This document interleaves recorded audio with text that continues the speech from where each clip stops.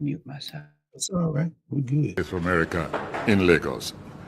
Dear Mr. Shoyinka, this letter serves as official notification by the United States Consulate General in Lagos that the nominated visa listed below has been revoked pursuant to the authority contained in the U.S. Department of State Regulation, blah, blah, blah, blah, and it's no longer valid for application for entry into the United States, etc.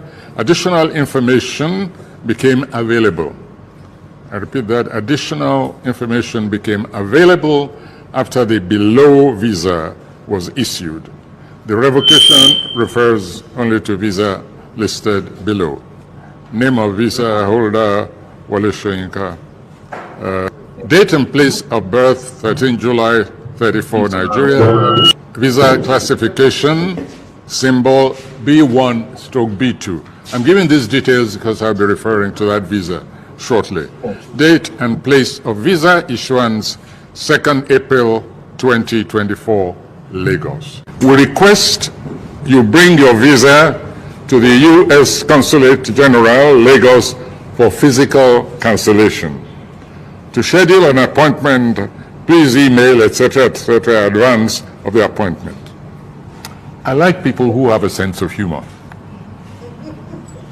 And this is one of the most humorous sentences or requests I've had in all my life, that I should bring my passport to the consulate to have it stamped on a page, cancelled. Will any of you like to volunteer in my place and take the passport for me? Because I'm a little bit busy and rushed. So anybody who wants to undertake this for me, you're welcome to do so. But as I said, one must develop a sense of humor, and I like them for that. Whoever devised this is after my own heart, that sentence, that request. Bring your visa to us so we can stamp it. As I said, they are welcome. Now, wow. Good You are welcome. Good everything. Good everything. So Good everything. this is recent. Yeah, this just happened this week. Just happened this week. Soyinka has, had a green card, gave that up when Trump got elected the first time, and they could just travel back and forth. It's funny how people really do think the United States of America is the beginning and end of human existence. Man, 91 years old. I ain't never got to go back over there, y'all. Y'all tripping. And they want me to take, hey, would any of you like to go for me? Would you like to take? These are people after my own heart. I love it, Prof. What do you think we should make of that? Oh, what they said they're making of it. And history's rhyming right now. It's interesting. They've reduced the amount of people that they're allowing into 7,500, and only white South Africans, and people well steeped in racism and Jim Crow, because they learned it from here. Those are the only people that are going to be allowed to come into this country. You and I grew up in a time when they would whisper the things, as Lee Atwater said, you can't say N-word, N-word, N-word. Well, now they're saying it. They're saying it. I love it. I really do. I can't, I can't, it's hard for me to contain my enthusiasm. Really? When I saw that, I said, yeah. It is, though, daunting, because you have people cosplaying as federal agents, snatching people up, and we don't know who they are. Folk are just dressing up and going out, and there's no way, so what I'm saying is, while yes, this is definitely a time, it's also very dangerous, because there are no recourses. Do you know what I'm saying? There's no, who do you appeal to if you are a citizen and you've been here your whole life, and they just snatch people up? They're snatching up random folk and citizens. Mm-hmm. It's certainly sobering. It's certainly frightening, and it's certainly dangerous, even lethally so. especially as we sit here on the 1st of November live. And for folks who are watching in the wake of this over the arc of the next week or even beyond, only time will tell whether or not what we can probably safely predict will come to pass. Meaning they start with the shock. This is the disheveled millionaire Steve Bannon's strategy and the nasty piece of work Russell Vought. The response in the formal sense, in the structural sense, is then to go to court. The lower courts, more likely than not, will enjoin behavior. And then there's the long dispensation, the kind of buildup. I'm saying that with regard to those among us who are food insecure, unlike you and me, and probably most of the people who are in here with us now live. Not everyone, because there are many people here who are food insecure. Not a matter of whether you're working or not. We know that's true. So that's very real. We know the federal judge, 2 judges, Massachusetts and Rhode Island, requiring the federal government to meet the SNAP benefit obligations with the reserves that they have. We know that will be appealed.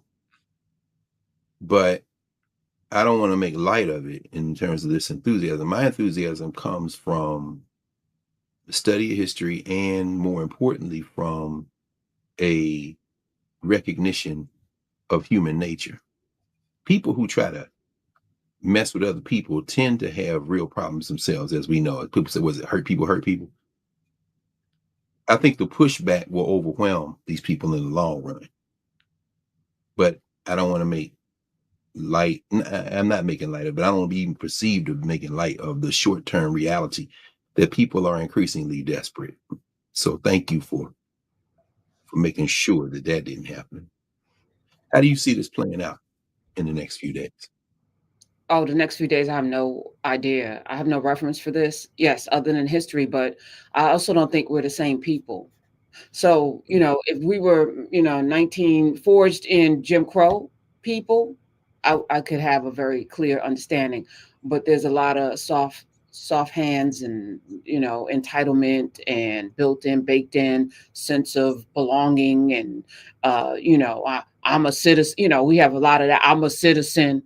I was born here, mentality. And I don't think we are prepared for this.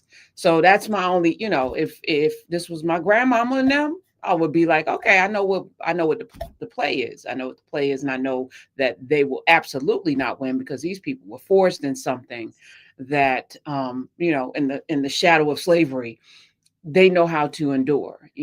I don't know that we do. And so, and I'm talking the collective we, not me and you, Of course. We got this. But yeah, and I was saying this yesterday, I woke up and I was like, felt a little, I'm a very, optimistic person, always, planning and plotting.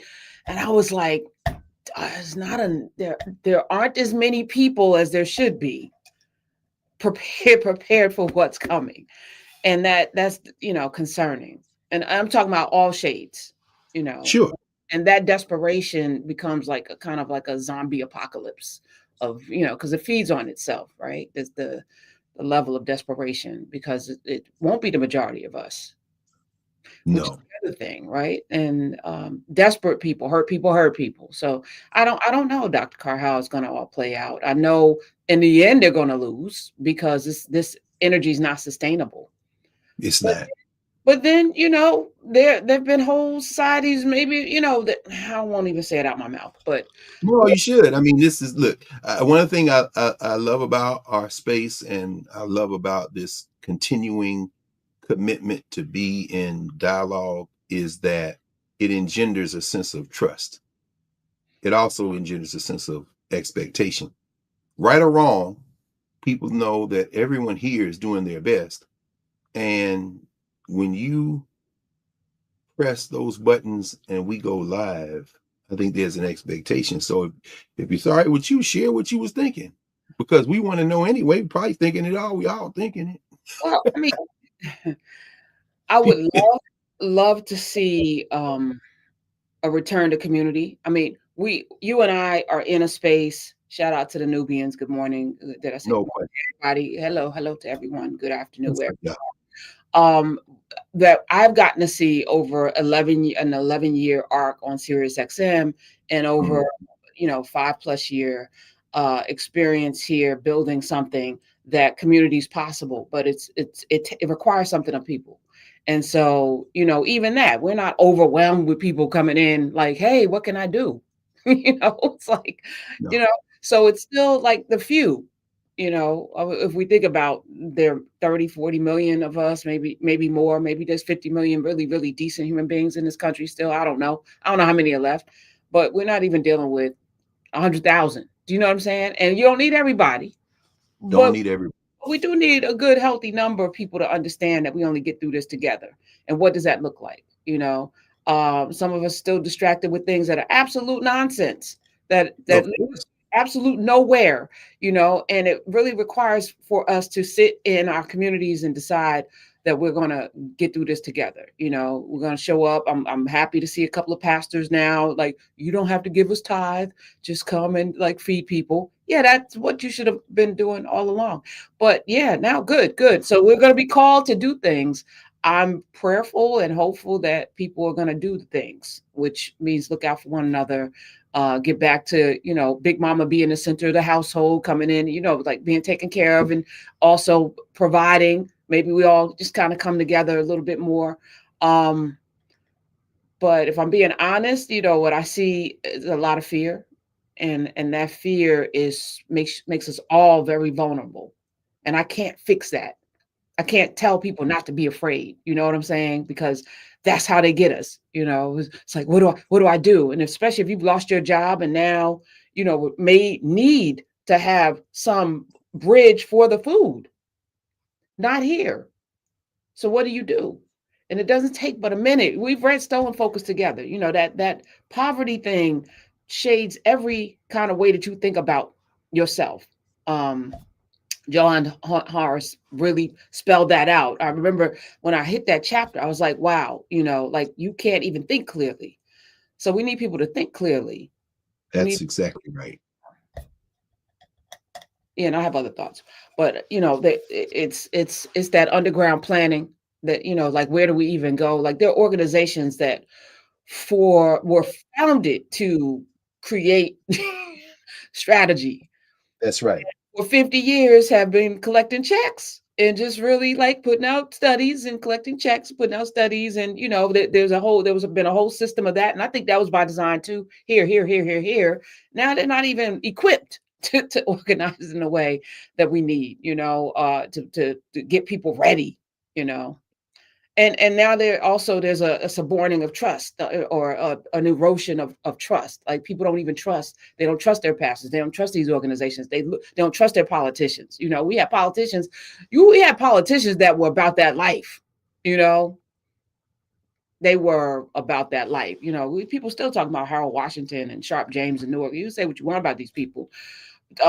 Murray Barry, they're still, they were in many ways, fighting something, coming in with this notion that we are going to be fighting for the people. Yes, the system is corrupt.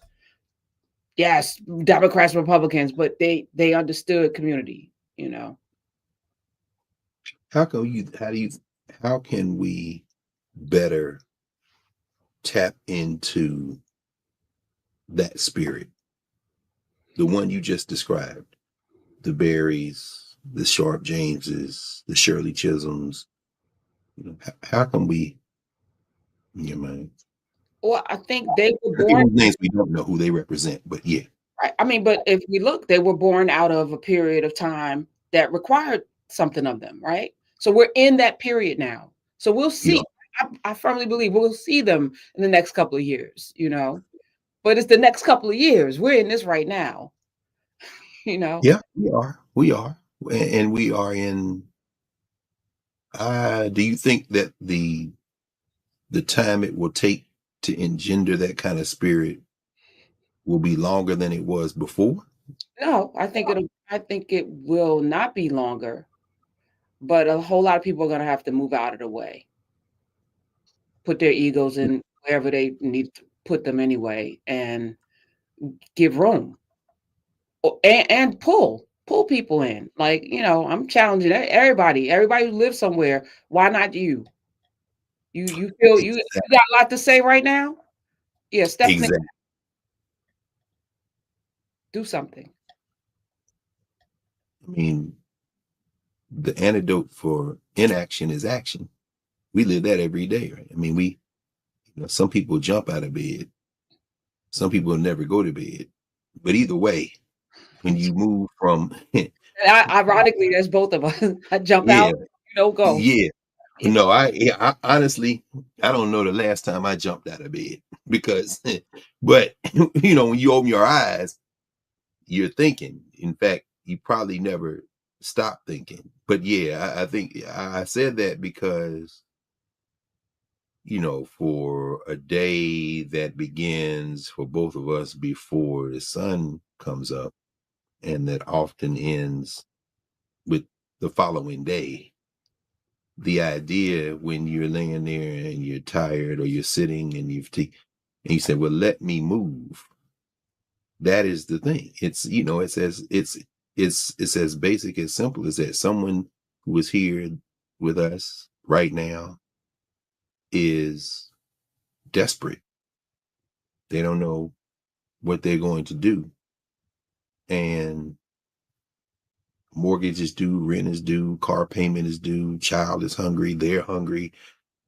Somebody's calling them for resources. They're going to do what they can, but ultimately it'll leave both people in trouble. One person, one group may be in a little less trouble. So, and for this time that we spend together, it's funny you mentioned ministers.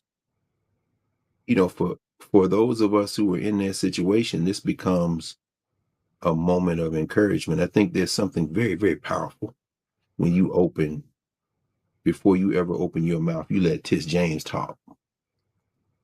Because you can't hear that and not at least be reminded, move. Just get up. I know it's someone saying, I'm hungry. Well, if you sit there, if you lay there, if you just be there, you are not going to eat. If you move, you're not going to eat, or you're going to eat. You just introduced the solution by moving. So do you have to move out of where you're sitting? Do you have to move out of your house, out of the shelter? If you're looking at a cell phone, riding up and down the bus because it has some heat, are you going to get off and go to the McDonald's and ask somebody for 5 cents? Or whatever you're going to do, it begins with, let me move.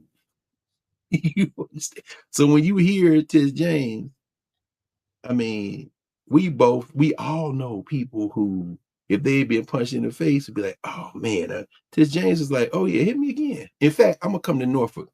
Hit me here, right here. You ready? Oh, where is she? You not gonna speak? Let me speak. Not guilty. And I'm gonna go ahead and have a press conference. I'm gonna snatch your whole law license and your life. And then I'm going back to the city and I'm gonna get all them other prosecutors that your boy put up illegally. And if the judge says they're illegal, they're gone. If they say they're not illegal, fine, I'll appeal. Either way, what I'm not gonna do is sit here. And so when she says, don't be afraid, I'm like, and then you had that family hammer coming in with her pocketbook and the crook of her arm. That's the only reason Barack Obama became president of the United States. That lady from Sunflower County, Mississippi, she got up off that plantation. You gonna try to register, boy, I gotta put you off this plantation. No problem. You know what I'm saying? I'm gonna have men who look like you, who could be your brother, your father, your nephew, your son, beat you on your back. Okay. I'm not gonna live to see Barack Obama be president of the United States. And guess what? That's not even my objective. You know what I'm saying? But what I'm not gonna do is stand here and just take this L. So I think there's something very powerful in there. And somebody in here right now is like, dang, I could count on this every week. I think that's a very powerful thing, bro. Yeah. I just, No, it is. But the thing that I was saying again, we're not overwhelmed with people, no. Seeking, right? Because that's the action. Seek, knock, like, and the first time I heard Letitia James say that we're ready, we're not, it sent chills through me. So I had my team put something together that brought in all those elements. And when I saw the finished product, I was like, that's it forever. Right. That's our rallying cry. I was just thinking about that yesterday. I was like, man, this thing, because I was thinking about replacing it. I was like, never, until we get out of this, I'm never replacing that, because people need to be reminded, that we can do this, but it is something that is required of all of us. And so many of us have forgotten what it looks like to be in community. We have been conditioned to fight each other and talk about each other and laugh at each other. And we have been taught to do that. Now, who taught you to hate yourself? Who taught we have been Yes. we've been taught, and so now we have to learn something different. A woman called up on the show. She's starting a business. She lives in a place where the business is not actually going to thrive because of the weather. And so it was like, well, will you move? No, I can't move. So you can't go to a place that actually has the environment that would help your business thrive. And then you don't even have community, at all. And so Ahmad was like, invite her into Nubia. I said, the invitation's always on the table. It's an open invitation. Listen, the man was sitting right near the well that would have saved him. Come on. Man, right there. Like all he needed to do was roll his little self into the water. Yes. Asking Jesus to cure him. The cure was right feet away from you. That's it. Forever. That's it. And we know what happens when you roll into that water, when you make that decision. Even if somebody next to you got to push you a little bit to roll. I mean, when we were all together this past Monday night in office hours, and Kelly came in, LaShawnee and them, and introduced Base Camp. If y'all are not in Nubia, that's the Bedrock Africana Sankofa Education Camp. These are women and elders together in the parent room in Nubia, and started a school. The school is going to be everywhere. And these sisters, if there were no space, if there were no ground, that seed couldn't have been planted. Sometimes you plant a seed and it sprouts immediately. Sometimes it takes a little more. But one thing is clear: no ground, no seed. No seed and ground, no growth. And what we all witnessed, this is a program where people are being recruited, and as Kelly said over and over again, this isn't people with teaching licenses, although everyone is welcome and necessary. We need all those skills. This is people who simply want to educate our young people, developing curriculum, putting things in place, bringing their bricks. So yeah, it's what you said. I mean, it takes time, and that invitation is open. And it's not just Nubia, but it is Nubia too. One more shoulder to the wheel. And if we all know, you've talked to so many of them over the years, been in community with them. The formations have labels. Some we know better than others. NAACP, Urban League, even National Action Network, Operation Push. Doesn't matter, really, the label. What matters is that there are people, even when we look at the folks whose faces we see the most, whose voices we hear the most. I mean, if you show up on the South Side of Chicago on a Saturday morning, and something that we are, because it's a Saturday, kind of entering a kind of regular rhythm of what did Reverend Jackson do Saturday after Saturday? Hey, you going to Operation Push, and yeah, you're gonna see Jesse, you're gonna see people speaking, you're gonna hear choir singing, and then you're gonna see somebody who never says a word but who never misses. The one makes sandwiches. You know what I'm saying? The one who's out here making sure somebody sleeping on the street got a coat. You know what I'm saying? You ain't got to say nothing, but I come here to get replenished. I come here to be reminded. I come here so that somebody else who will be reminded, because they watch me every week and say, you never say a word. But I know, because I see you do the other stuff. So I come here. So I'm going to start doing what you're doing. How did you do that? These people, you're right. They're going to lose because they're nasty people. And as Fannie Lou Hamer told Hubert Humphrey as she held his hand in 1964 at that Atlantic City Democratic National Convention, Mr. Humphrey, I'm going to pray for you. Then Hubert Humphrey, the sitting vice president of the United States, broke down in tears. Why? Hey, man, I'm sorry. You think I'm here because I'm appealing to you? No. No, what sent me here is something very different, my friend. And I'm going to pray for you. That's I've been very guilty of wagging my finger at these organizations. We can talk me about too. what they're and not, for good reason.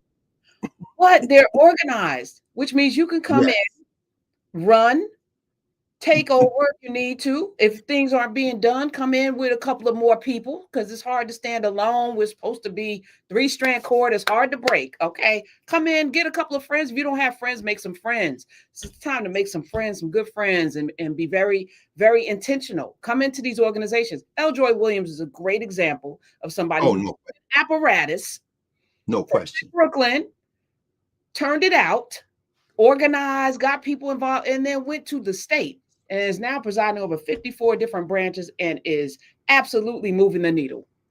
One That's person right.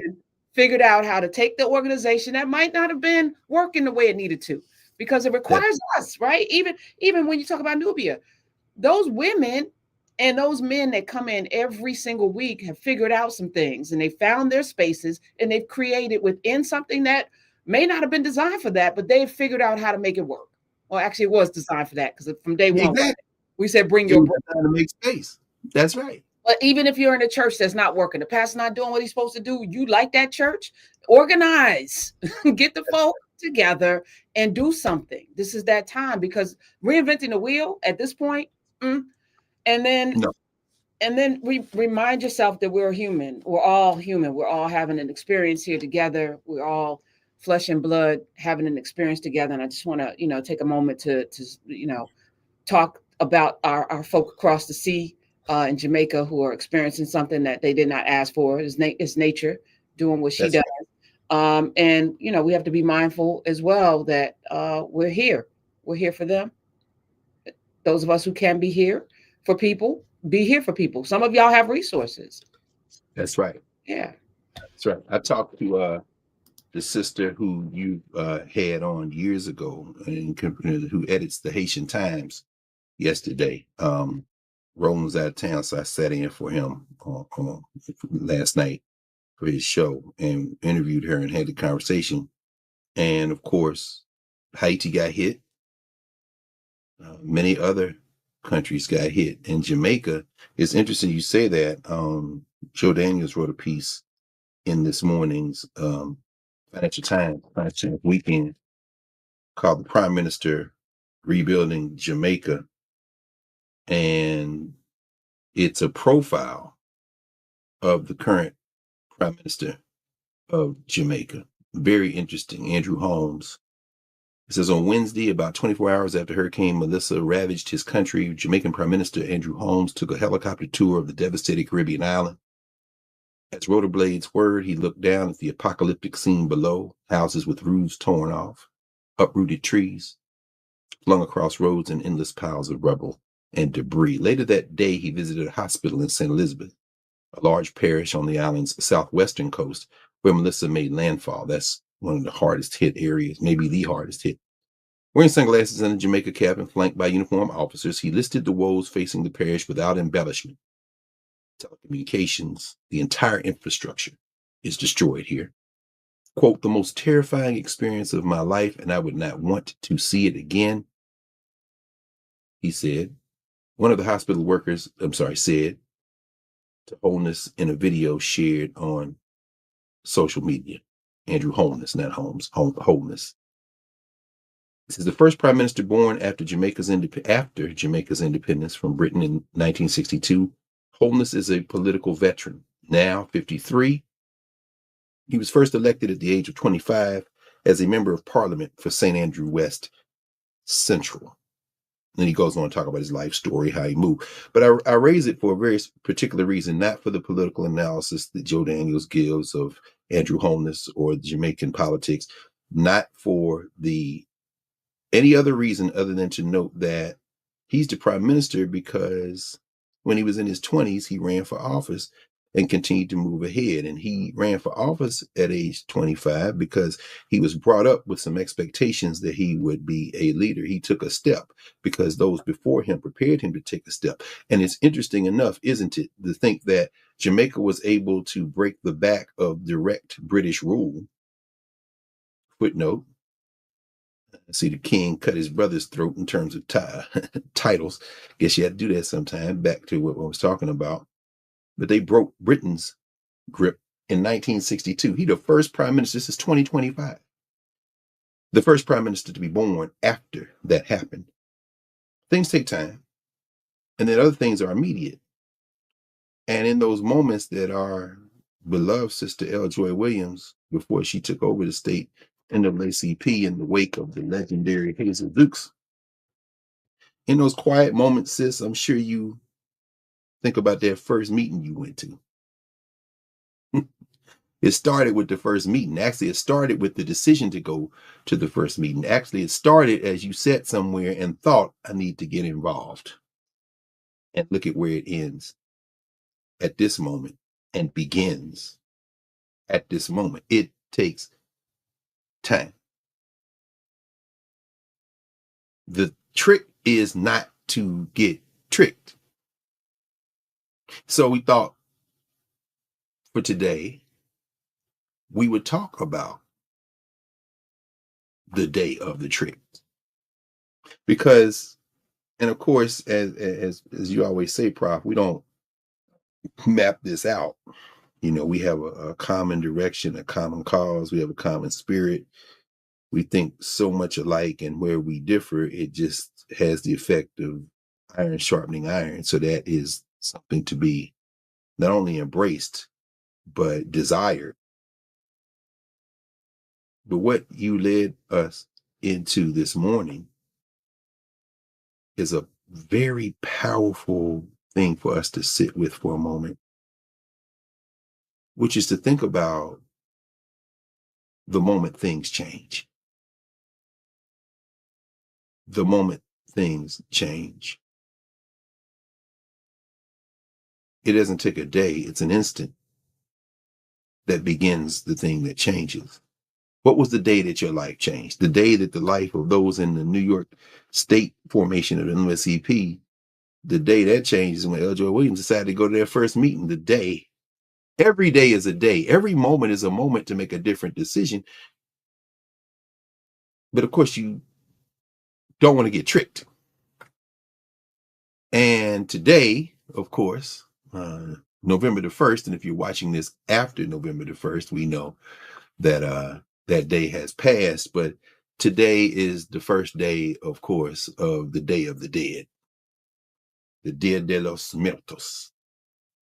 And many Spanish-speaking communities and those who've overflowed the Spanish-speaking communities, those who make the choice to sit with their ancestors over the arc of the next 2 days. Today, more formally, specifically in the broader sense of the Day of the Dead, is known as the Day of the Children, the spirits of the children, the Dia de los Angelitos.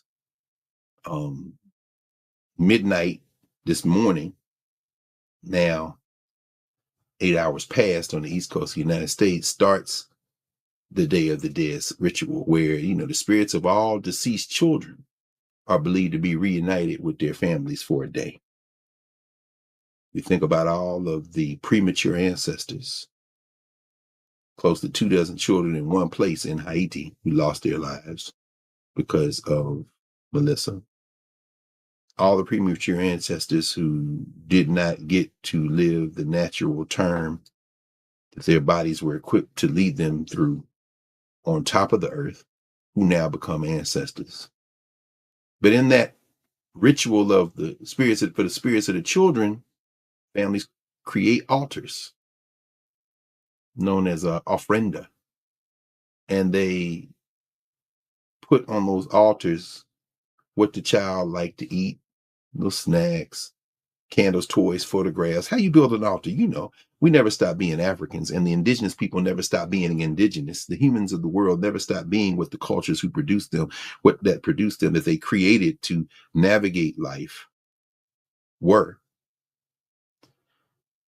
So for many of us who grew up in households where there were altars that weren't called altars, little places in the house where your mom and dad, where your big mama and big papa, where, you know, your abuelita put your picture in the corner of a mirror, or kept little knickknacks and things from your parents or grandparents or them. And then when a new baby came in, stuck something from that baby over there in that corner on that dresser and on that shelf in the back.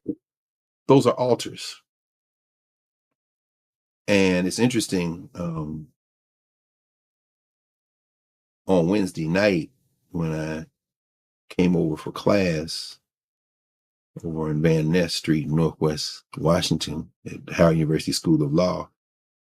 My law students were late because Sonia Sotomayor came over to spend the afternoon with the law school. And one of the things that she said was that Clarence Thomas, it's very interesting how people get to a certain age and they decide to unburden themselves. What Justice Sotomayor said, told those students, you know, I'm from New York, the Bronx, Clarence Thomas from Georgia. We both grew up familiar with poverty, but it taught us different lessons. So you better go ahead, Puerto Rican. What are you doing? What is you doing? See, I think Sotomayor's at the age now where she's, I'm gonna have a conversation with y'all. Very interesting. Circumstances, you can learn different lessons from your circumstances. But anyway, after she left and the students debriefed, we sat there and debriefed. I mean, it was a very interesting conversation that we were having. And it got a little emotional at moments. Very powerful. We spent the class talking about property law. And one of my students, shout out to Rachel Demond, began a conversation where, something she had written in her weekly reflection, and then came to class and I read all the reflections, and then I use them to kind of get them to talk about how they're analyzing the case law and the statutes and the circumstances that produced them. And so this week was property. And one of the things Rachel wrote about and talked about in class was that, we entered the U.S. legal universe as property. We have never seen ourselves as property because we're not property. But in terms of the concept of property in this criminal enterprise called United States of America, an extension of the Western criminal enterprise that is now coming to a very noisy end, we were labeled as property. In our Africana Studies framework, we would call that the social structure. That's who we were to people, property. And as he talked about it, he said, now imagine now we are working through the details of how to acquire property, real and personal property, in this capitalist system. How to protect that property, wills, trusts, and estates. How to manage to leverage value in a property system where property value is perception. What does it mean for people who have been narrated as property to acquire property? What then becomes the value when people who still look at those people as property decide that because they have acquired other property in their minds, that the property they acquire now must take on the character and nature of the property acquiring the property, thereby diminishing the value of the property they have acquired? So when African people in this funky criminal enterprise buy a house, and the property value does not rise to the degree that it would if a non-African person bought the house. When African people acquire property that doesn't increase in value because race is a factor, not in the same way. When African people move to sell their property and have to take down all the pictures in the house or the condo, lest the appraisal be less. The dollar is not value, the dollar is perception. And so as you kind of walk through that and students are responding and we're having this conversation, we came back to the idea of coming into this place as property. And she said, when we protest, when we celebrate, when we cry, when we feel, when we are human in the world in our full selves, we not only have that right, we must embrace that right. Because even if you don't have, to use the common parlance of the idiom of African people of a century or more ago that we continue to use today, even when you don't have a pot to piss in or a window to throw it out, you do have yourself.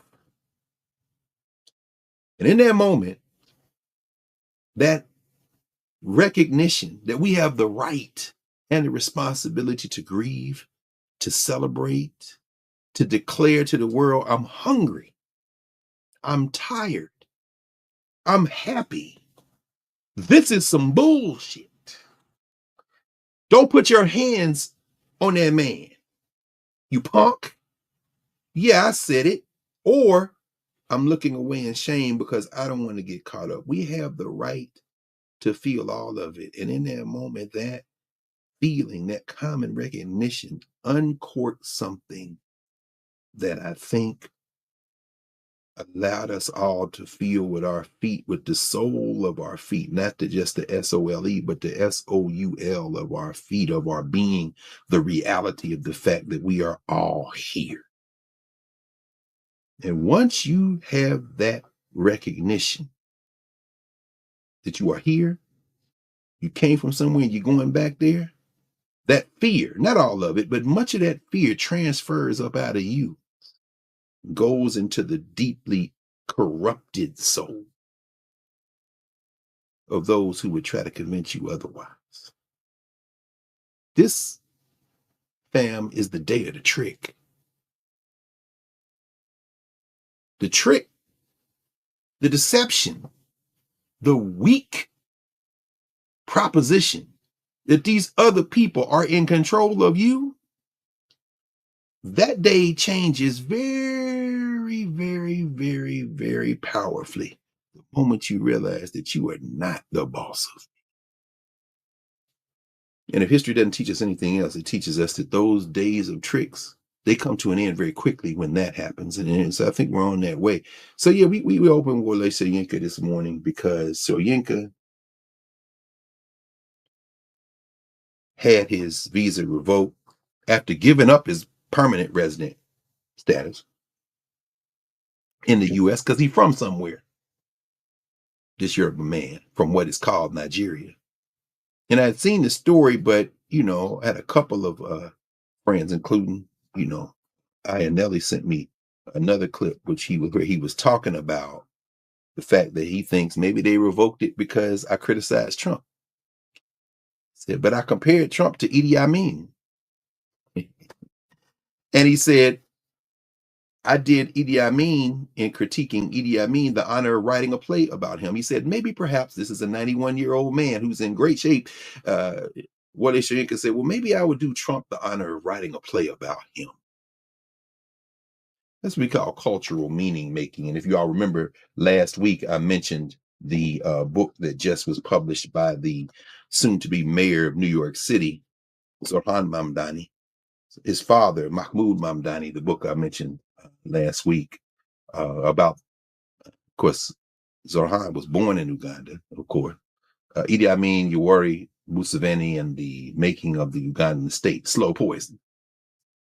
So you can see, yeah, I wrote a play about this tyrant, and I criticized Nigeria, and they wouldn't let me come back to the country. I came back, kept criticizing them. This is where I was born, where I came into physical existence. You think I'm gonna shut my mouth because of this little orange clown sticking marble floors in the bedroom bathroom where the Abraham Lincoln bedroom? Now you sticking marble floors and bragging about it, and now you had a little fundraiser down there at your funky little hovel, Mar-a-Lago, last night while people worried about whether they're going to be able to get their little $187 on their EBT card. My little orange friend, the same night awaits us all. And whatever fear people may have had of you, well, the day of the trick coming to an end, my little friend. So you ain't not scared of you. You say, I ain't never got to go back to the United States of America. I got people who love me. I got food. I got a whole life of speaking truth to power. And I got a little bit more truth to speak. Maybe I write a play about you. So while you're sitting down there in Mar-a-Lago, Donald John Trump, in the words of Mobb Deep, why don't you go home and think it through? For the next rhyme I write might be about you. Ain't no such thing as halfway crooks. You ain't a crook, son. You just a shook one. Shout out to Russell Vogt. I was thinking about Of Africa. This is Wole Soyinka, one of the books that Soyinka wrote more recently, not very recently, 2012.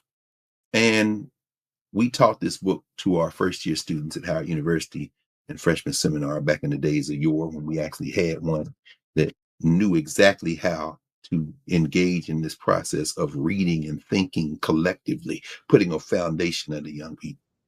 I just wanted to add, when you say you taught a book, because I think a lot of us read. A lot of us, I just saw somebody said they're just going over the books that are in the background behind your head, and they're going to read the book. Oh yeah. But you teach books. Yeah. Can you just spend a Oh, minute telling us, what is that? What does it mean to teach a book? it's very simple. That we invite ourselves into dialogue with the word, meaning that you construct assignments. And I'm glad you said a couple of things, Prof. One, very quickly, as it relates to these books, which is like maybe, I don't know, 1/10 of 1% of the book. And those books typically don't change. There may be a book back there that you haven't seen, but that's because I stuck it somewhere because I was looking for another book. And so anyway, I'm trying to see if there's anything back there that I just put in there because I was trying to get it out of the way because I was looking for something else. Either way, it doesn't matter. The point is that I remember one time we were in Louisville. No, not Louisville. We were in Cincinnati for something that Eric Abercrombie at the University of Cincinnati, shout out to Baba Eric, he's called the Black Man Think Tank, near the top of the year every year. And it wasn't just men, but we traveled. We were in Ohio at the time. We came down from Columbus, about a bunch of students from Ohio State, a bunch of undergrads. At the time I was working at the Black Cultural Center in Columbus. And I'll never forget Dr. Clark. John Clark was there one year with Dr. Ben Yakinen. And he said, you all, many of you, too many of you, buy Dr. Ben's books and use them as furniture. Now, think about that because, of course, over the arc of the last 5 years, when COVID hit and people were judging people based on the books, and then you saw, I will confess, maybe this is not the most politic thing to say, but it certainly was hilarious to me to watch the growing of book gardens behind people. And including some of my friends who, if I named them, would be furious, but y'all probably could guess some of these people. They started with nothing behind them, so a plant, maybe a lamp or something. Then there were a couple of books. Then there were a couple of books tastefully arranged. Then there were more books. Then there were even more books. And then there were books, oh man, in various forms of arranged forms, including books they had written which were facing front like this. Y'all don't see no. And maybe if there's a book facing front here, it's because I can't fit it on the shelf. Like all the books right there is Gerald Horn. And so I stuck Aikwe Ahmad's The Healers up there. Shout out to Dr. Courtney. This is your book, right? Because I couldn't put it on the Armand shelf because all that's taken up. And behind it is Gerald, his book, The Capital of Slavery, which is almost the latest book that he wrote. But all these books is Gerald. No, all those books are Gerald Horn. You got some up here. That couple of these books are Gerald Horn. I ain't had no place else to put it, so I stuck it here. That's the only time you're going to see a book facing the camera if I'm on a streaming platform. So that's number one. Number two, don't use books as furniture. I mean, to the point where I kind of felt bad because sometimes you see people and they'll have like every book they got, which is cool, but they stuck them behind them because they're going to be on camera. I've seen encyclopedias. I've seen out of date textbooks. I get it, but it's fine because it is underscoring the idea that we need to be reading. Okay, that's number one. The second thing, and that gets to the question of reading. When we started Philadelphia Freedom Schools in 1999, I was working full-time for the School District of Philadelphia. And when we started the program, we decided to have a common text, what they call a common text often. And the decision was made to do that because what I thought was, we're not going to get another shot at getting a bunch of young people in one place to just read and talk. Because, people say, well, I understand. We know all that. Now, what are we going to do? First of all, you don't know all that. You do not know all that. You don't know all that. I don't know all that. None of us know all that. And typically what I've found is many times the comment, we know that already, is being said by someone who has studied the least, but who wants to get to something else. That's why I brought it up. A lot of us, and I'm going to be starting a journey next year to reading with people, Yes. but you actually are trained to teach books, but all of us can be in community, and it gets back to that again. It's not about just voraciously reading books. It's about the understanding and the perspectives and the questions and the answers and the community around which we first started this journey, asking how do we learn around a tree, multi generations. And I think if we can get back to that, now there's more breadth of knowledge, as opposed to I read this book, so I'm an expert now. No, you can go back and reread books and learn so many things as you grow, yourself, many stages, as you've said. So I just wanted to just pause, just put a little pin there for people to think they're going to go out and get that book that you held up. It's more important that we learn the book in community. Right. Oh man, that's yes, Prof. It's always better to have the book, and if you can have the book, and if you don't have money, if you don't have the ability to acquire a physical book, that's why libraries are there. You can inhabit the book in a library. I spent a long time this week at the Martin Luther King Library between classes. I went down there for a quiet place. We spoke with Senator Warnock, Raphael Warnock, on the air this week, and I needed a place to be in the cut to do the interview, to be on the Zoom. So I just went down to the King Library, and while I was there, I went upstairs. And anytime I'm in a library, if it's a big library like that, I'm gonna go to their sections and just go through the shelves. And now, after 40 years, 40 plus years at this point, wow, I go through libraries to look for the books I don't have, not the ones I do. So I'm looking for new books or a little piece of books. I found a couple of books, one very old and another one that was new that I didn't know about. So I made a note of them and I keep it moving. But if because at some point I'm gonna track those books down. Right? Now, so having the book is important to me. It's different now than when you and I first started, because you had to literally have a physical book. I still believe that. But now with the digital world, there are things you can get, and until you get the physical book, because I still believe they're gonna turn all these energy off in a minute. We're gonna need these books. But what you said is so true. There are folks who have studied the science of reading, who have studied the science of teaching and learning reading.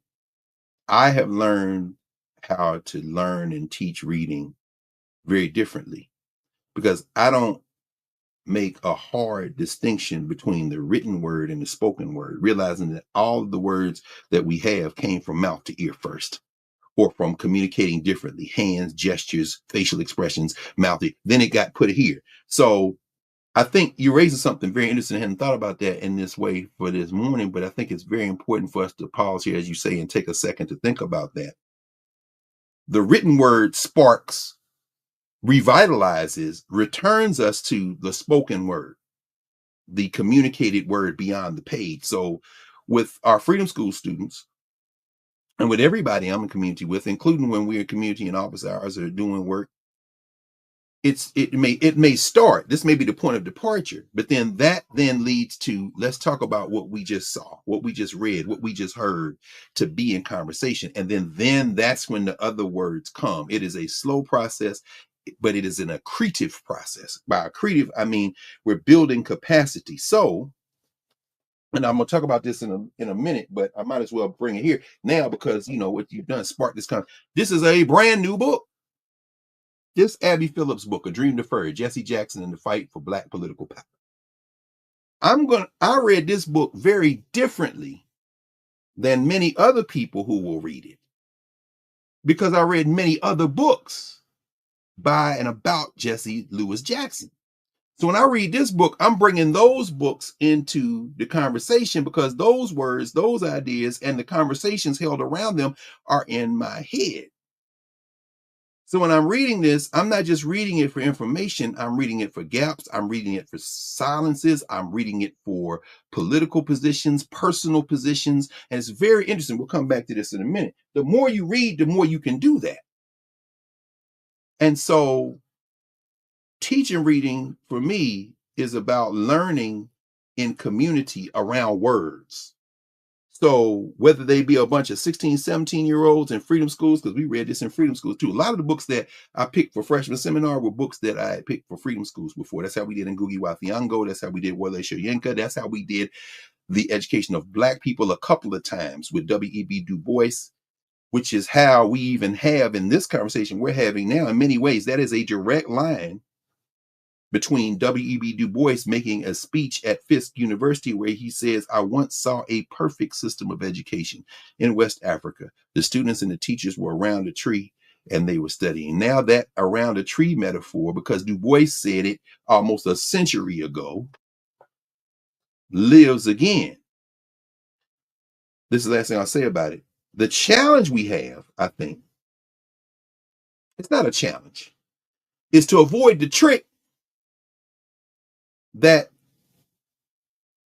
convinces people erroneously that how you enter the dialogue with words,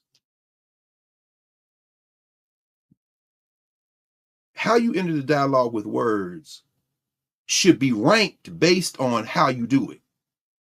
So what we just said, for example, I remember we didn't get any pushback in Philadelphia. And that's because people wouldn't say it to my face. Say it to Kelly Sparrow's face. Say it to Erica Wood's face. Erica Asakoye now. Wouldn't say it to Aisha Imani's face. But I'm sure, I know they said it when we weren't around. Why do you have those children from the city of Philadelphia who you don't screen for in terms of GPA and test scores, who you say whoever want to come, which means increasingly hood joins? Some of y'all know what that means. You spend any time in Philadelphia reading books that graduate students not reading. Randall Robinson understood, which is why when we invited him after we read The Debt, he wrote about us in his next book. Like, that's what I'm talking about right there. So the question, why would you have, they're not, no. I'm sorry. No, they're not from the top ranked schools, although we had some from the top ranked high schools in the city. We also had many more who weren't in those schools. They didn't go to University of Pennsylvania or Temple or even Community College of Philadelphia, none in places. They are simply here. They want a book. Here's a book. Let's get in a circle. Let's do this thing. And it went from 150 to 300 to 600. And at one point, close to 1,000. And that's not counting all the students they're teaching every day in the freedom schools of 100 kids apiece, little children around the city of Philadelphia. The whole idea was to engender a culture of reading that wouldn't even let them have this trick that they aren't capable take root. And so you do that by doing the following, for example. Preface, page 1, stop. You got your dictionary? Because we will give them all dictionaries. Look up preface. What's a preface? Preface. Before you enter the text, this is the pre-moment that helps you understand what you're about to read. I'm not going to explain that to you. I'm not teaching you. We're teaching each other. What's a preface? And then what you find is the explanations they gave after they give the dictionary definition are more brilliant than even you would have thought. When a young person, you ask them, what's the preface? And they read the dictionary definition. I say, now, what does that mean? They say, oh, that means it's the thing before the thing. You think I would have come up with that? My point is that, so I'm not teaching reading as much as I am. We're engaging the word. So let's just read one sentence from Wole Soyinka. From the first page of the preface, this is a man whose visa was just taken by the United States of America. Little punk people like Little Marco, who's fallen for the trick, and others. He says, what does the continent known as Africa possess that the rest, or a greater part of the globe, does not already have in superabundance? You could spend a whole class on that, because now you got to come with a list. What does it mean? What does it mean? And what I would do in teaching, reading, and learning and being in community was we would spend a whole long stretch of time. I say long stretch of time. We might spend 15 minutes on that. 20 minutes, 30 minutes, depending on how the conversation goes. Once we've done that and we've squeezed it and we see people think, what does Africa have? Well, Africa got gold, Africa, okay, let's start. What else? I mean, Africa got people. Because the longer you go, the more they got to scrape past the thing they thought was the right answer to get to the thing they're feeling. And then they start asking, I don't know. Okay, let's go to the second sentence. These obviously cannot be limited to material or inert possessions. Oh, So them first things y'all said, gold and rubber and cocoa, he said you can't reduce it to that. Oh, well, damn. Such as mineral resources, touristic landscapes, strategic locations, not forgetting the continent's centuries-old designation as human hatcheries. Somebody look up hatchery. You got hatchery? Okay, Shalonda, what's hatchery? Hatchery is a place where you create circumstances to have something be born. It's a hatchery. Like where you have chickens and you have eggs and they hatch and you put them in a place where they're warm, and that's okay, very good. So when he says a human hatchery, what does that mean? It means, well, that means where humans are born. Humans are born in Philly. What does that mean, human hatchery? Oh, a hatchery is a place you set up deliberately to be the place where things are born, living things are born, because you're gonna do something with them. Okay, good. Let's keep going. Human hatcheries for the supply of cheap labor to other societies, East and West. Okay. Are we products of the African human hatchery? I wasn't born in Africa, no, but your ancestors were. That they turned that into a hatchery. Then we start talking about our African studies framework. Anyway, my point is that it's very slow, but it's accretive. So what you find over the arc of time is, even as we will continue to do the slow reading and the conversation, the capacity to develop in a way to read faster and also to stop at critical moments and build, it just becomes natural. Then when they go off to school or not, sometimes some of those young people never finished high school. Most of them did. Many of them went to college. The ones who didn't, doesn't matter. You have now removed the idea that because somebody went to this school and not that school, they better than you. In fact, what you're going to find out is when you go in those spaces, they didn't do, and if they didn't do what you did, you're gonna be like, why didn't y'all? You may put, wait a minute, hold up. Did you know what that word is? Why did you speed over that word? Because where I learned to read, we don't go forward until we understand what we read before that. What does that do? It takes away all the mystery. It takes away the trick. Some of the most accomplished scholars I know have been tricked into thinking somehow they are unique and exceptional. Anyway, so man, so let's think about this and look at the clock. We're gonna kind of go fairly quickly because we're at the day of the trick, and it is the day of the children after all. Tomorrow, beginning midnight tonight, is the spirits of the adults, Dia de los Difuntos, and that's the day the celebration shift in the Day of the Dead to honor the departed adults. You have memories, you laugh, you sit with them, just like you sit with the children. So this is cemeteries. I know that there are people here, and I haven't checked the chats, the Mbongis, yet. I'll try to scroll a little bit. I saw at the beginning, Kimura on the YouTube side said something about the hoodie I have on. Shout out to Roots 101. This came in the mail about a week and a half ago. The good brother Lamont Collins, the museum founder in Louisville, Kentucky. Lamont and I interviewed him, and so I went on the website and ordered me a hoodie and a mug right quick to support this. This is a Black museum in Louisville, Kentucky. You should go. Roots 101. I know I'm gonna go when I go. I haven't been there yet, so there's the website at the bottom, right? www.roots-101.org. Brother said, I'm gonna start a museum. Got up one day, said I'm gonna do that. Him, his wife, they've made a museum, and it's there in Louisville. If you've been to Roots 101, let us know. I know at least Kimura has been. And thank you, A. King, for saying that in Tennessee, the white nationalist governor has said he's not going to release funds to feed people. I suspect he's going to change his mind shortly, because this thing right here is involving more people than they would like to pretend that they are concerned about. And it's going to be very interesting to see, because hunger drives people to do some things that is very difficult under other circumstances. So, as the shutdown looms, the shutdown in food assistance, between this minority of protecting U.S. social structure, and by minority, I mean the hard white nationalist minority. I'm not talking about the rest of us. And we are the majority. But as this continuing shutdown, as this continuing threat to take food out of people's mouths, as this continues between a political position based on deceit, based on trying to trick people, and a popular resistance that's grounded in governance formations, governance protocols. Nobody should be hungry. Nobody should be in need to that degree, to desperation. The people who are ostensibly in power, political power, they are growing increasingly desperate. I mean, that little man who's got 300 plus thousand people in his district, 38% on Medicaid, who has been called the Speaker of the House of Representatives in the United States, the MAGA Muppet, little Mike Johnson. He has gotten so absurd at this point that I don't think he understands that the more absurd you get, it's not that people will tune you out, it's that they will disregard what you are saying because you have no legitimacy. You sound as stupid as you are. And so that engenders the kind of callous. You build up a kind of callous to the point where resistance now is really inevitable.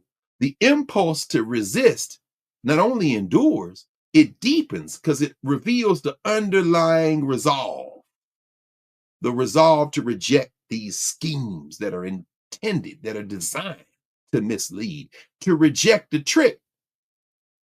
So this week I wanted to, start with the idea of the Day of the Dead, to talk about a governance formation where people see their ancestors as part of this unbroken circle, this unbroken cycle, one that doesn't begin with birth and doesn't end with death, and to be in community with them. And I wanted to counterpose that against, of course, All Hallows Eve or Halloween, the day of the trick, the day of the trick or treat. Trick or treats. If you go back to session 191, our conversations, number 191, which was Intellect plus Praxis equals Power. That was the title if you're looking for it in the Nubia archive, in the Knarrative archive, or in the YouTube side, session 191. Intellect plus Praxis equals Power. We talk about the Day of the Dead. We talk about the Day of the Dead, and we talk about trick or treat. The concept of trick or treat. What, after all, is the trick? The trick, the act of cunning, the act of skill that is intended to deceive you, to outwit somebody. I was watching Jon Stewart, maybe yesterday. The New Yorker posted out there on YouTube a recent conversation he's had, and he was saying, well, Paramount, will they cancel you? Will they get rid of you? These Ellisons and all these people trying to buy all this stuff. As the cat's out the bag, baby. So buying these legacy platforms and trying to control everything, I think that cat's probably out the bag. We'll see. But Jon Stewart said they are attempting to graft an alien culture onto this country. I agree with Jon Stewart, and I disagree with Jon Stewart, because he's talking about the United States of America as if it's a nation. It's not a nation. It's a country with a lot of different nations in it. And I know what he means, and I would agree with him in this regard. The nation is, the country rather, is populated by human beings. So human beings, we have a lowest common denominator we all share. We got to eat, we got to sleep. We have all these impulses and needs that must be met because they're hardwired into the organism. In that regard, we are not different. We are all the same. How those things manifest in terms of culture, in terms of what's passed on from generation to generation, in terms of problem solving, the fundamental issue of how do we remain on top of the earth, those things are going to differ by culture. There is no American culture. And it doesn't matter how many times Stephen Miller gets up betraying parts of the genealogy he comes from in order to embrace others that are much more narrow and hateful. It doesn't matter how many times Steve Bannon or Marco Rubio, it doesn't matter how many times Pam Bondi or Propaganda Barbie, Caroline Levitt, get up and talk. Doesn't matter how many times Donald John Trump or J.D. Vance get up. Your attempt to shoehorn a very narrow worldview that you yourself just bathed in. Junior Varsity Vance this week said he want his wife to become a Christian. Man, how many children you got with her and she ain't become a Christian? Come on. Then he decided on Halloween to dress up as one of them memes they have him dressed up on. And you understand that when people putting on costumes, when people putting on these cosplay costumes, they're often projecting forth the thing that there's deeper in their psyche than they would care to admit. but the costume one day a year allows them to project it. So even coming back from Black Star Network Studios last night, riding the train back, and I'm seeing all these people going to Halloween parties, and I am thoroughly enjoying the costumes, because I'm saying, is that part of who you would like to be the other 364 days of the year? But on the 31st of October, you get to be it. You get to give expression to it without judgment. And why wouldn't you have that persona on November the 1st? But at any rate, the idea of trick or treat is what I want to go to with this, though. How does trick or treat work? Trick or treat means, either you're going to do what I say, and you're going to give me what I came here to get from you, or I'm going to inflict some pain on you or some discomfort. So you knock on the door, and that is this thing I didn't realize is the young lady where I buy my comic books every week. She said Halloween her favorite. This is a white lady. She said the Halloween her favorite holiday. She and her husband got married on Halloween, so she wear different costumes coming to work the whole month of October, and then the 31st she just go buck wild. So, but her nephew, she said, who lives I think somewhere down south, she made a costume for him and sent it to her sister for him to have, so he could get into the spirit too with his auntie and his uncle and them. And so, okay, that's cool. So I'm sitting here listening to her, I'm laughing, talking about it, and she showed me a picture, and they all these cars in a circle with the hatches up, with the trunks open, and it was candy in the car. So what's that? She said, that's how they trick or treat now. What you mean? She said, rather than knock on people's doors in the houses in the neighborhood, all the parents meet up in this big parking lot, and they circle, and they got all the candy in the trunk, and then the kids go trick or treating in each trunk. Okay, that's interesting. I'm sure many of you all knew that. I did not until this past week, but I do now. My point is, though, when you pop, trick or treat, I ain't got no candy. Okay, you gonna egg my house? Is it toilet paper? Do you spit in my face? What is it? But in other words, it's a transaction. Today begins the 2-day ritual of Day of the Dead. That ain't what they doing. Trick or treat is a different thing, coming out of the Celtic. We could go back into the history of it. And again, I encourage you all to go back into the archive, but look at it. But, when you think about that, what is the trick? And you compare it to what's going on right now, we have a confrontation between those who would attempt to cajole rather than convince, to impose rather than invite. At base, it's like trick or treat. It becomes an attempt to extend an inequitable, an asymmetrical transactional relationship. What does that mean? That means you're not going to do, give me some candy or I'm going to do something else. And that something else never comes. It's a ritual thing, right? Except there are some mischievous kids. Some of y'all with them toilet paper tree hangers and soap on the windows. Typically I wouldn't want to completely stereotype, but I don't know that I knew any children of African descent who engaged in any of that. But I'll that's not the point of today. And I'm going to kind of continue for a moment and then pause, because the Eastern region of the Association for the Study of Classical African Civilizations, thanks Brother Kemet Uhuru and others who have dropped that link.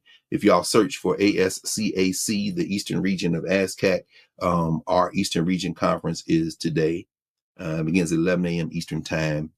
And I'll be speaking, Dr. Mario Behe will be speaking, a bunch of other people, but I'm only raising it because this is the second of our regional conferences. We were at the Mid-Atlantic, the Harriet Tubman Center a couple of weeks ago with Stephanie Tisdale kind of leading that charge. And then this today, Bob Modell Gout and the Eastern region, and then the Midwest will be coming up next weekend. So Baba Kwaku and all of them will be out there, and Mama Olabisi, all the folks will be together with Kamal Rashid and all the folks. And then the West Coast, Mama Makeda Kumasi and all of them. And then in the South, Dr. Reba Kelsey, Sister Reba Kelsey, will be doing that. So at some point, I'm going to be in all those regions.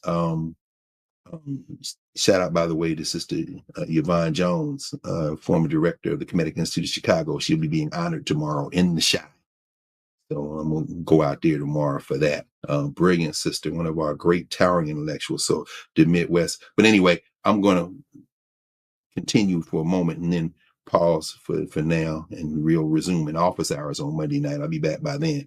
But this question of an asymmetrical transaction is what's in trick or treat. You knocking on the door, you got people at an asymmetrical thing. They got something you want, and you there begging, and you threatening them to coerce them.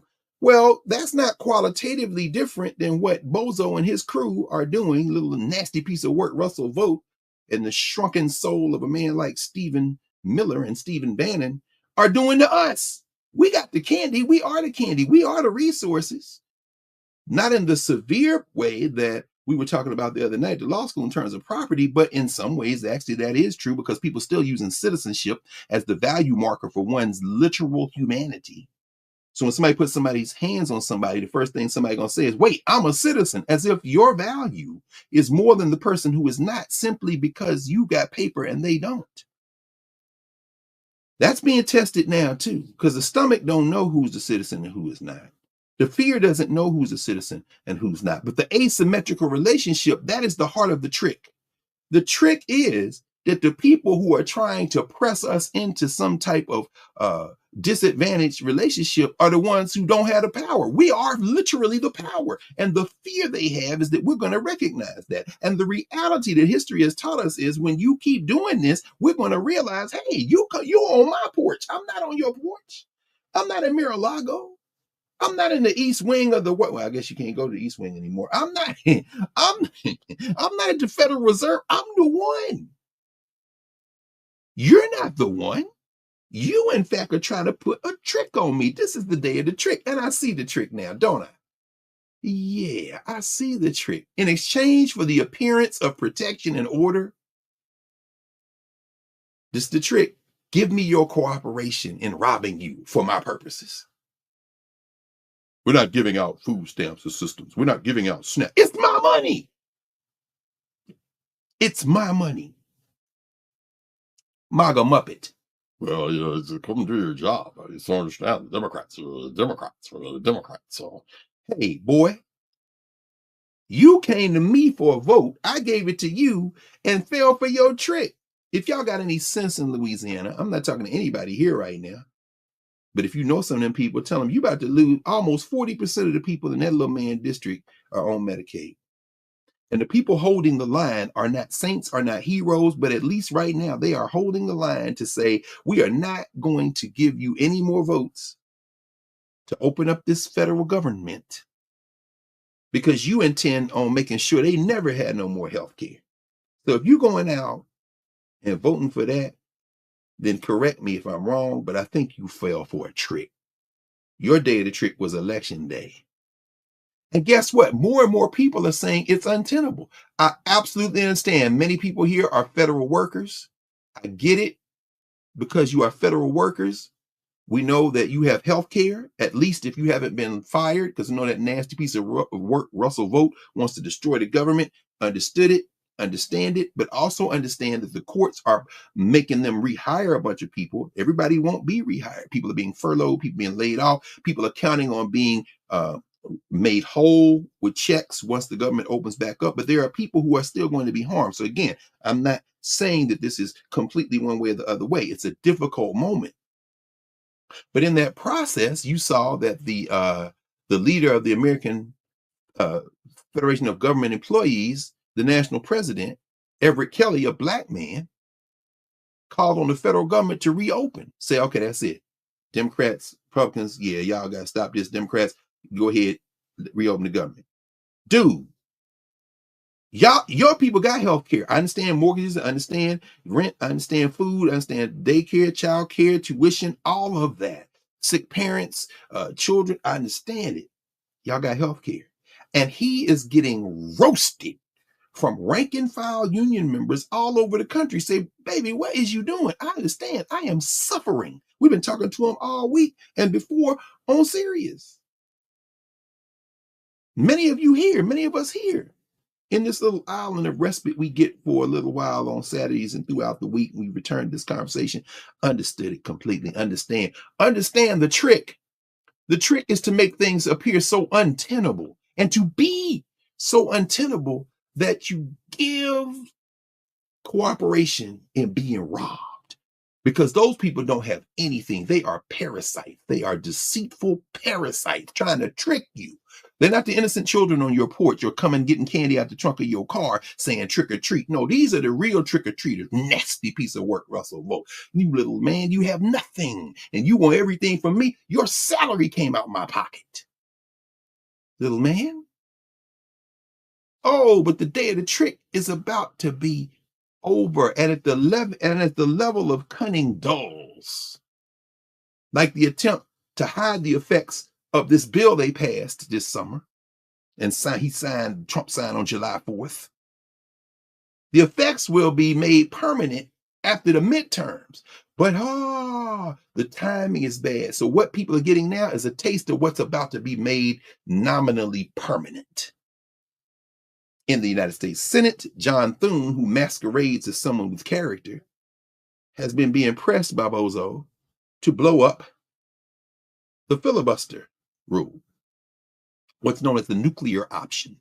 So that you only need 50 votes and junior varsity go break the tie to pass legislation, to move legislation through. Well, guess what? Thune is like, I'm not going to do that. It ain't because he has any morals, friends. It's because he understands that once they blow that rule up and y'all go to the polls and overwhelm attempts at voter suppression and disinformation and get enough people in the legislature to render someone like John Fetterman out of Pennsylvania irrelevant, then those same rules apply, and you can do something as simple as, you know what? This Supreme Court has been acting real crazy. If we got enough people in the House of Representatives, which means a majority proof, and we got enough people in the Senate, which means probably 54-5 to make sure that Fetterman can't do nothing, and smoke out the rest of them who hiding behind Fetterman, and get a president of the United States who ain't no punk, who will sign it into law, you can add seats to the Supreme Court. That is the simple rule. Congress, the Constitution doesn't say how many people you should have in the Supreme Court. They've changed the number of people in the Supreme Court 6 times. They're at 9 now, but the conversation that people have been saying that there probably should be, the number of people have kind of settled on. I'm thinking now about Samuel Moyne and a bunch of other people, constitutional scholars, would say maybe 4. Add 4. That would make it 13, and you can neutralize the MAGA 6. But to do that, you got to win elections. And to win elections, you got to be organized. And to be organized, you got to get up off the couch. You got to decide today that I'm going to do some small thing. And that small thing, when done collectively, becomes the thing that overwhelms them all. He knows, John Thune, that if you blow up the filibuster now, you are threatening to collapse our little white nationalist project, because the trick is to try to convince these people that they're the majority. They are not the majority. And as they realize that more and more people are in pain and paying attention, they get increasingly desperate. Chip Roy, congressman out of Texas, saying there's only one king after the No King's March. That king is Jesus. Yeah, but the Jesus you praying to, I promise you, is not the Jesus my man Freddie Haynes is talking about, or the good brother, the elder Jeremiah Wright has talked about his whole life. That ain't what Vashti McKenzie preaching to. If you're going to talk about Jesus as king, you better put your king as my king. You're going to find out no kings is real, because your king is a lie.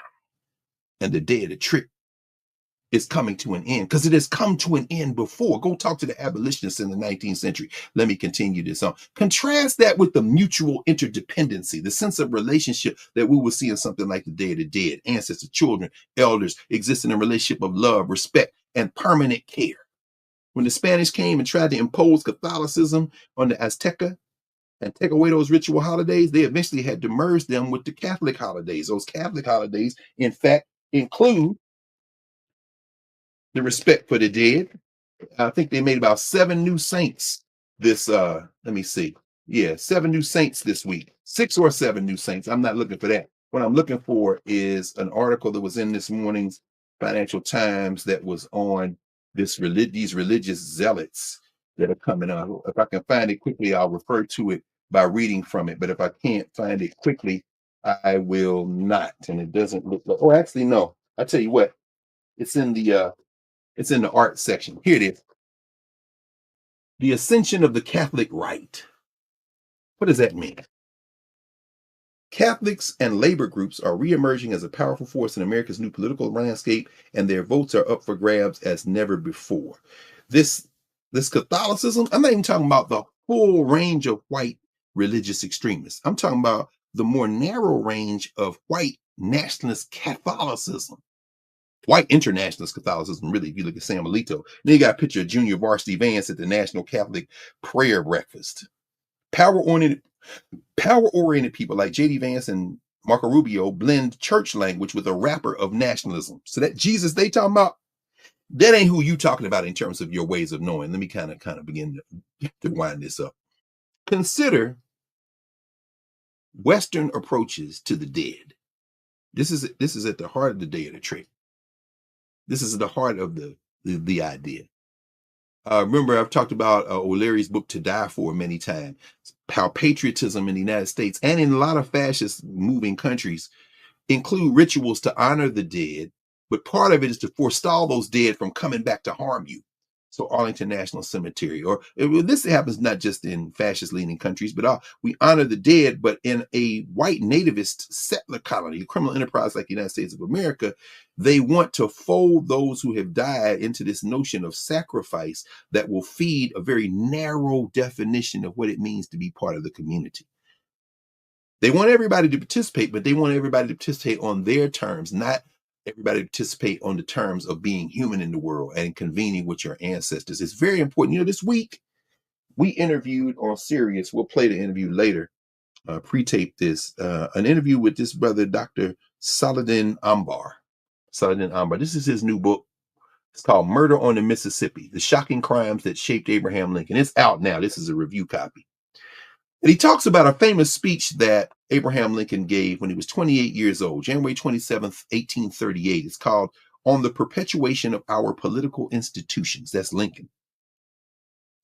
And it was a great conversation we had with him. I was asking him, because I actually asked him to put this book into conversation with the good brother Lerone Bennett Jr.'s book, Forced into Glory, which we've talked about many times. I won't pause, talk about it now, because, Lerone Bennett was on Lincoln's behind, including on this Lyceum speech, where you see, as Brother Saladin talks about, a collision between Lincoln's commitment to human freedom, shot through with racism, by the way. He said everybody should be free. The captives should be free too. But I don't think that black people are equal as white people. I don't think they are physically the same. I don't think, so Lincoln got all that with him, but he does believe in human freedom. But that's on one side. And then the other side, colliding with that, is his commitment to the rule of law, an unerring commitment to the rule of law that you read about in this, that you can read from his speech, the address before the Young Men's Lyceum of Springfield, Illinois, January 27, 1838, when he was 28 years old. This launches Abraham Lincoln's career as a national figure. And of course, we know where he ends up in 1865 here in Washington, D.C. But I raise it in this context, this idea of patriotism. And I mentioned this actually to Ambar in our conversation. I gave a talk one time at the National Archive called Abraham Lincoln, American Jesus. And my thesis was in the myth making of white nationalism, and in the attempt to integrate us all into the notion of the United States as the greatest country in the history of the earth, which means, kind of look askance if they do things you don't like, because this is the greatest one, the experiment. You've got a trinity. George Washington's the father. Abe Lincoln is American Jesus. Why? Because he gave his life for it. And the Holy Ghost is Martin Luther King. So the idea that the American Negro, the long-suffering American Negro who has never tasted the fruits of this equality, will somehow continue to aspire to it, and through that aspiration infuse those previous criminals with some elevated sense of humanity that they did not earn in life, like George Washington. Or the ambivalent Abraham Lincoln, who Lerone Bennett begins Forced from Glory by saying that the story is, as he was signing the Emancipation Proclamation, his hand was shaking. But it's the Holy Ghost that infuses all of that with meaning. I think as an aspirational rendering, I think that that's a beautiful thing. But I like to deal in reality. And like our friend Dr. Nubia Kai says, there's a spiritual narrative that we have in terms of ways of knowing that I think fortifies us a little bit better than that made up thing. We don't go for the trick anymore. But ultimately, the question is, what of the attempts to create a national concept that requires us to carve pieces of ourselves out? What of that attempt will endure? What is going on now, this day of the trick, is that the more desperate they get, the crazier they sound, and the more people realize, oh, I was never supposed to be part of this thing, not only because you've acted that way, but because your speech now increasingly is letting me know that if you could get rid of me, you can, but I can count, and so can you. We're going to reduce the number of people who come here, 7,500, and it's going to be white South Africans mostly. Man, you just talking. You got a federal bench, right? And they're going to push back against you. And you're going to win some, you're going to lose some, but you're going to lose some. And you're going to lose even more as people begin to tune you completely out and replace those who are enabling you, because there are 3 branches of government. And until they completely fail, we're going to test the proposition that they can check you in the next elections. By the way, there are about over 5,000 elections that are taking place in this month, the month of October, all over the country. Everyone should be involved in all those elections. If you are not a citizen and you can't vote, you should talk to your friends who are and who can, because they have a double responsibility to them and to you. That's how you build community, and that's how you weaponize citizenship. That's why they're working so hard to crack the egg of citizenship, because while it is no barometer of your value as a human being in a funky criminal enterprise and in the contemporary world system that we live in, it is the way through which you have a point of entry to change that system without having to go to the gun. Maybe inevitable to go to the gun, but in the interim, let's make perhaps a different set of choices about at least participating in this process. And for all my friends who are super radical, who say it doesn't matter, I have a simple question for you. Then why then every 4 years do you run somebody for a president? Don't worry, I won't pause for an answer because you don't have one. The question then again is, what if these attempts to create a country based on this narrative, what of it will endure?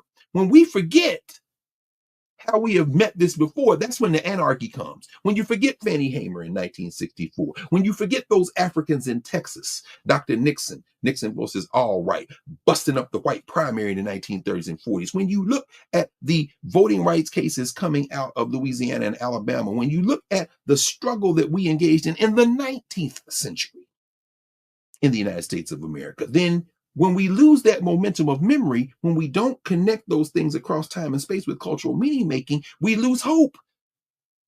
And the anarchy will come. It doesn't mean that this thing is going to succeed. It just means that it's going to be even more painful than missing meals and not being able to pay the rent, or having the mortgage bills stack up and then having a car repossessed perhaps because you couldn't make the car note. Then it means we're out in the streets. They think that's what they want. And perhaps that is what they want. These are little people after all. And they are not just anarchists, they're nihilists in some ways. And unfortunately, either you're a nihilist in some ways, or you are one of these religious extremist nationalists who think somehow that this is all going to be fine because it's leading somewhere. And I'm here to tell you it's not. Ultimately, Lincoln's life was taken. That's why I call him American Jesus. And think of where we go. Where do we go from here? Written by the Holy Ghost. I'm sorry, Martin Luther King.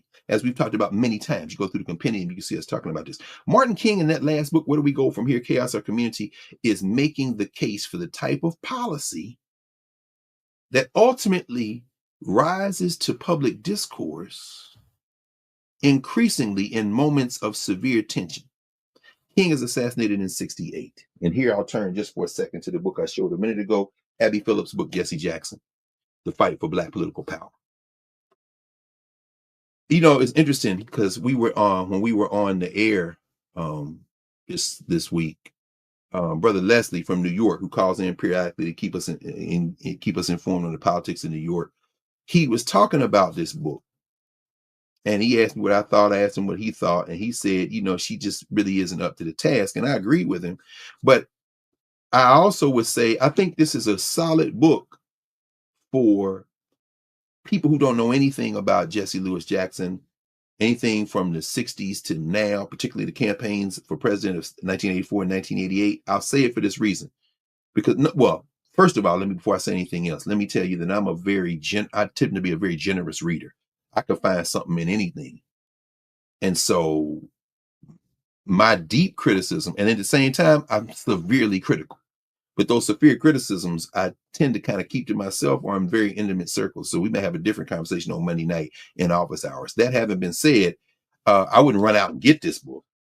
But if you are a teenager, if you're 20 or 30 something and you didn't live through that period, you will get a great deal of information in this book. But as I'm reading it, I'm remembering all them other books, and I'm remembering all the people I know around Reverend Jackson, and even the interactions I've had with Jesse Jackson over the years. The first one of which was when I was a student government leader in Nashville, and he came to Tennessee State University when we were fighting that fight as he was running for president in 1984. And I worked with that campaign in Nashville. I understood and understand that what Brother Leslie said the other day, as serious as he called in, he says, history has to be told. Every generation got to retell the history. And I said, you're absolutely right, Baba. At the same time, we also have libraries.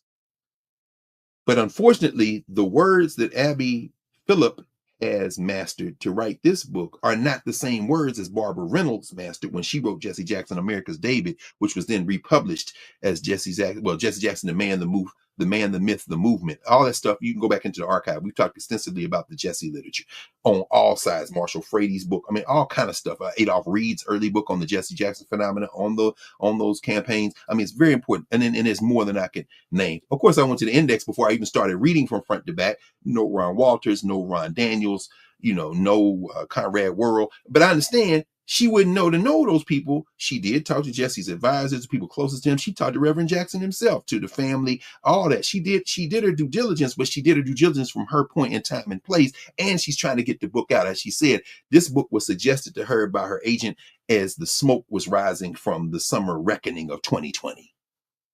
And she got a whole lot of other jobs, like giving a platform to smarmy white nationalists like Scott Jennings every night on CNN. But the point is that some of y'all remember Jesse Jackson had a show on CNN. What she talks about is here. So I'm reading this book for certain moments. I'm looking for how she treats the Gary Convention of 72, which was okay. I mean, but she's writing the book quickly and it's not a whole lot of words in here. It's a different age for literacy. This is a popular kind of hook. So, okay, I got that. I wanted to see how she dealt with the King assassination, and she was very honest. She talked with Reverend Andrew Young. He was very interesting. So, I mean, she grapples with that. I wanted to see how she dealt with the campaign of 88 and the meeting at the National Convention in Atlanta when Jesse Jackson surrenders his delegates to endorse Dukakis, and in exchange gets Ron Brown in as the head of the DNC, gets Donna Brazile and all them, Mignon Moore and all them. And so she deals with that. She talked to Donna Brazile. She talked to Mignon Moore. So it's but you can see the skewer toward the Black political class, the bourgeois, the Black petty bourgeois political class, of which I'm a member.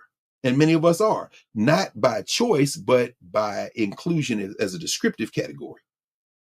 When we were talking last night about Haiti, we talked about that as well. There's a class that ain't in charge, but it isn't trying to go hand to mouth every day. And that class is the class that has been labeled often as the leadership class for whatever reasons.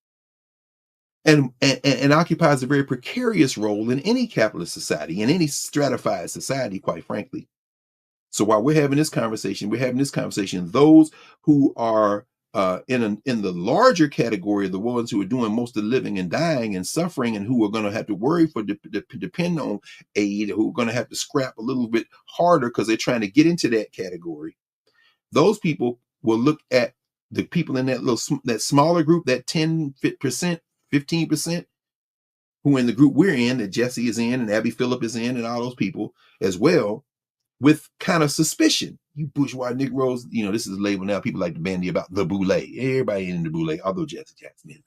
But everybody not in the boule. I'm not in the boule. But my point is this. Sigma Pi Phi fraternity, by the way. Let's just take the air out of that whole label boule. It's just an era for resentment, a label for kind of tensions. But then you have what we're doing now, this conversation we're having now, and through the science and technology, one by one, and this is where I saw Abby Phillip actually talking about this book with Lenora McKelvey and his crew on the so-called Breakfast Club. Meaning what? The idea that these people represent the way to do intellectual work is a problem. And people say, well, Greg Carr, you acting crazy because you got a doctorate. That's why you said that. I would advise you at this point, after we're finished in a minute, to go back to the beginning of this recording, and then walk through how I absolutely am not. I'm saying the standard must be achieved and reached regardless of where you sleep at night, how much money you got in the bank or not.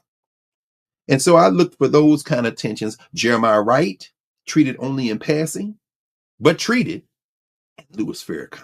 And that was, for me, the biggest kind of thing where I got to give pause. I know she's writing a book for a popular audience. Look at who blurbed the book. The first one is Jake Tapper. He of the failed hit job on Joe Biden. By the way, Jake, I guess you're writing your book on Donald Trump now.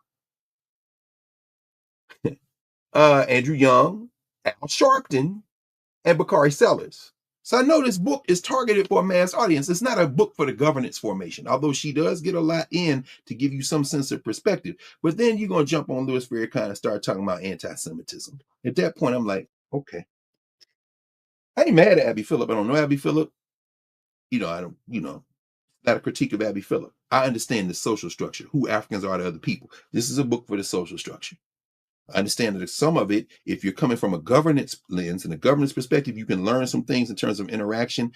Good chapters on Chicago politics, although Chicago people will probably disagree with me, and I would defer to them on that because we should agree to agree, and they know a lot more about it than I do. I wish that Conrad Worrell was still around, because he would know. Lou Palmer is talked about extensively in this book. There are others who are still around who I'll look forward to maybe getting their perspectives on this when I see them. But I'm raising all that to say that when we think about how we can avoid these tricks, we must remember that the way stories are framed that involve us should be framed by us.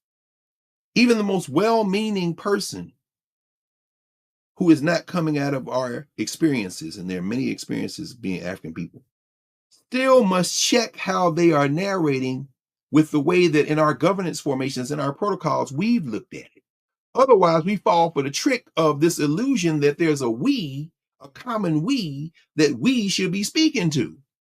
And I don't know about you, but if you're going to take Martin Luther King as the Holy Ghost in a Trinity that has Washington as the Father and Lincoln as American Jesus, then ultimately you're going to have to take the whole Holy Ghost, which means taking the whole, where do we go from here, chaos or community, and understand that has not only not been fulfilled, but that those who are aspiring to fulfill even part of it have been narrated by the social structure to make them look crazy. She spends a lot of time in this book on Bernie Sanders, who was the campaign chair for the Rainbow Coalition when Jackson ran in 84 in Vermont, who she doubles back around to at the end of the book and talks about him, Jackson campaigning for him, even as he is increasingly frail, campaigning for him when he ran for president.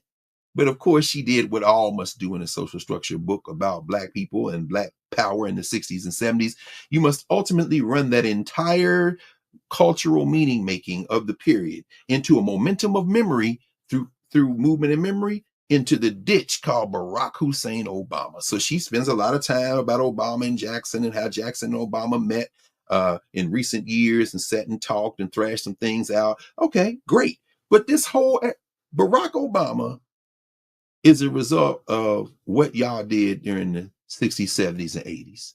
And Jackson is a central piece in that whole narrative. Absolutely. Absolutely. At the same time, the dream of Fannie Lou Hamer and Jesse Louis Jackson was not Barack Obama or any other politician.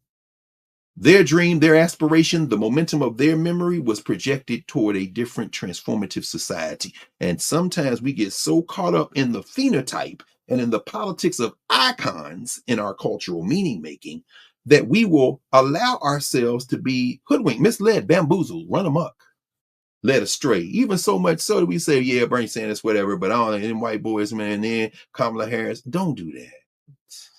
Don't do that. I'm going to tell you who doesn't really make a prominent appearance in this book is the former Vice President of the United States, Kamala Harris.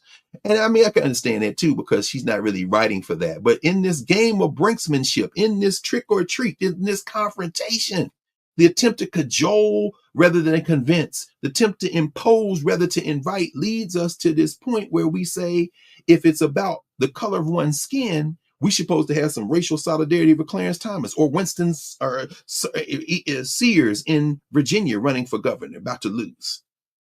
We're supposed to have some racial solidarity that transposes phenotype, how we look with our politics. And that's got to end. The day of the trick is over. Let's wind this up. The social structure we have now is transactional. It's a trick or treat. But we are the treat. And that social structure that's transactional, underneath it is human nature and human need. Republicans, for a moment, have captured the federal state apparatus in the United States. They are beginning to realize, however, that imposing a narrow worldview on people, especially a great number of people who have struggled to reject those narrowing impulses.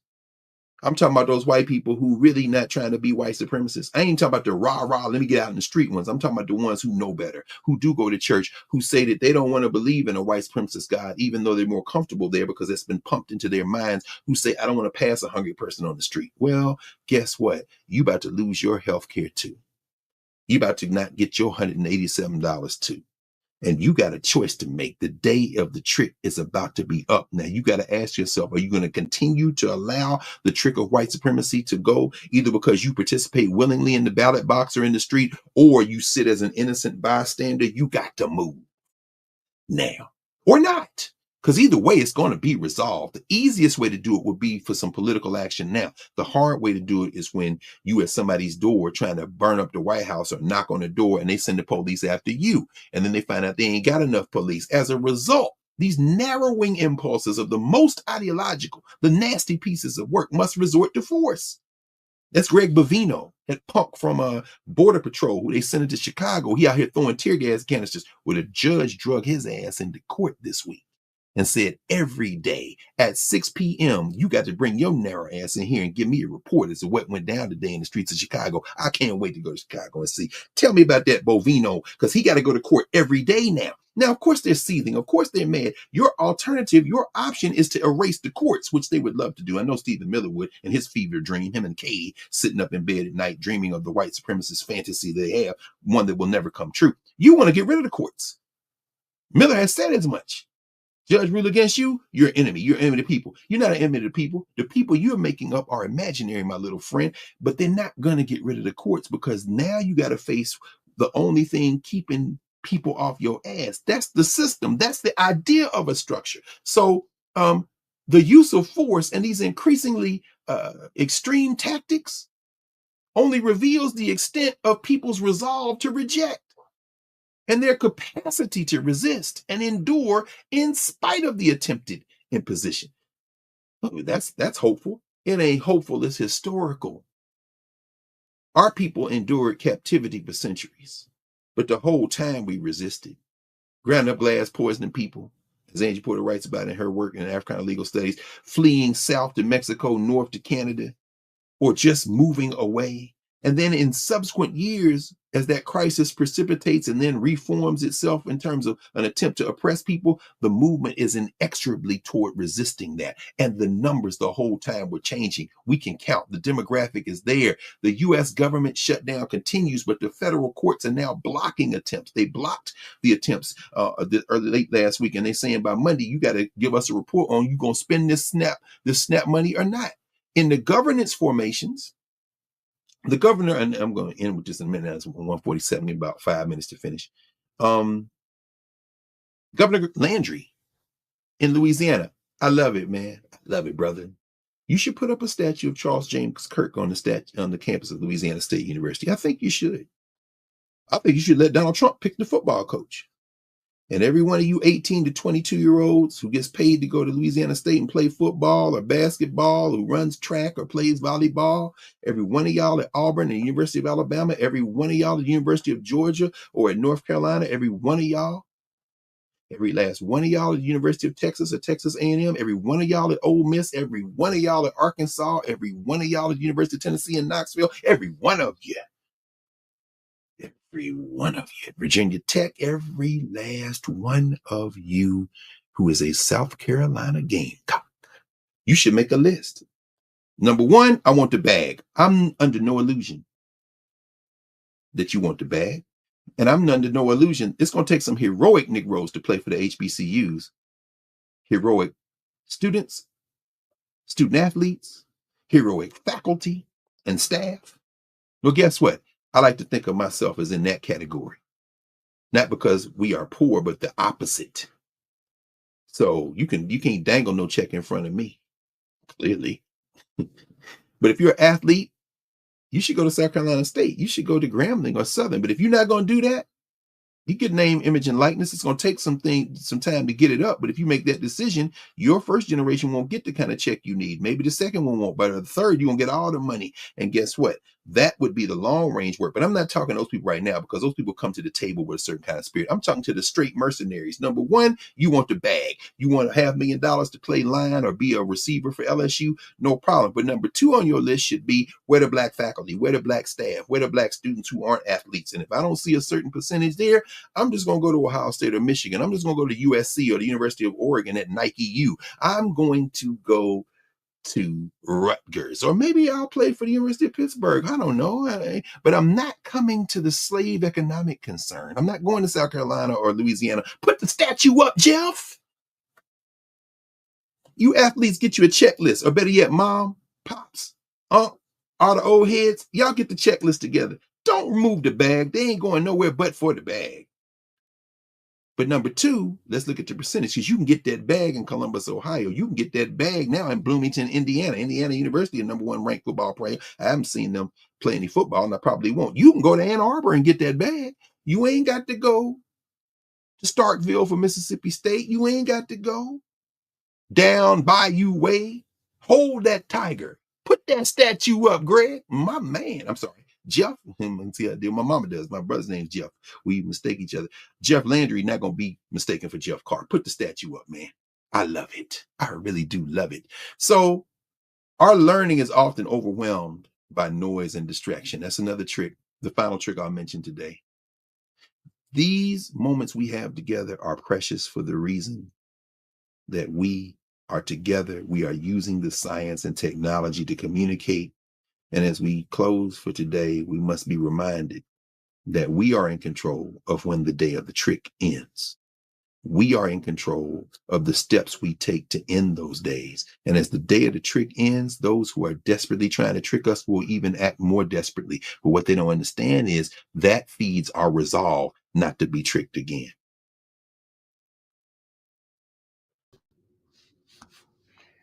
Oof. Oof. I was hearing them back. Yeah. My bad. Let me. I don't know why that keeps happening, because it's perfect when we start, and then by the end of it, maybe it's because I've been silent so long. No, they're messing with us, but not. All right, then I'm gonna be quiet. I'm gonna say thank you. I'm gonna say I love you. I'm gonna say everyone have a beautiful and blessed day.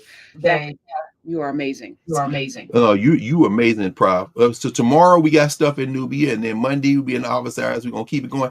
Those of you, hit that like button, share, subscribe, do all that. If you're not on the Nubia side, Prof, it was an act of genius to have that Nubia chat up when we on the radio. I just want to tell you, thank you for that. So for those of you who aren't familiar, we are on Sirius XM Urban View, channel 126, with Talking Powers and Becomes Action. Dr. Carr, Wednesday, Thursday, and Friday, he sits with Brother Lamont King. On Monday, Joe Madison's daughter, Shauna Renee, is there. And then we have tech maven Omi Bell on Tuesday. So that's Urban View Mornings. Laurie Daniel Favors, who's amazing.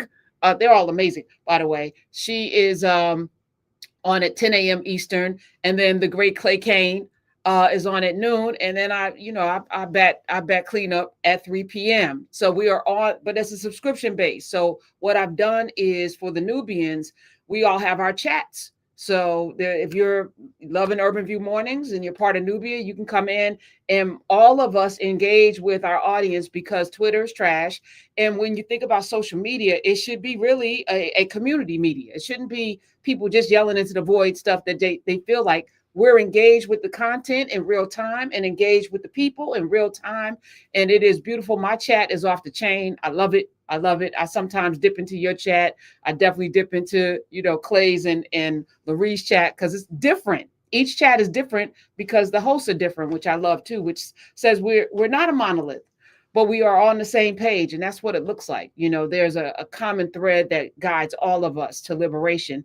And then we also, all of us are on YouTube and Instagram. So you get, clips and things, but the full meal is here, definitely on Saturdays.